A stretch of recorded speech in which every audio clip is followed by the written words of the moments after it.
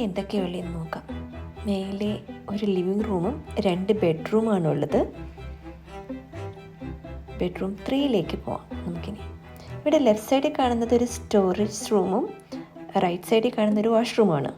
ഇത് bedroom, 3rd bedroom, മോളുടെ ബെഡ്റൂമാണേ.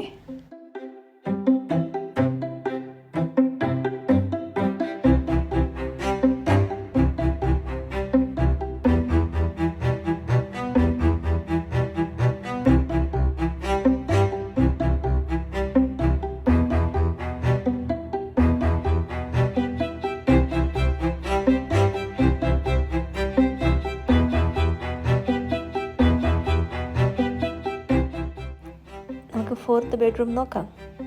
ഇത് മോൻ്റെ ബെഡ്റൂം.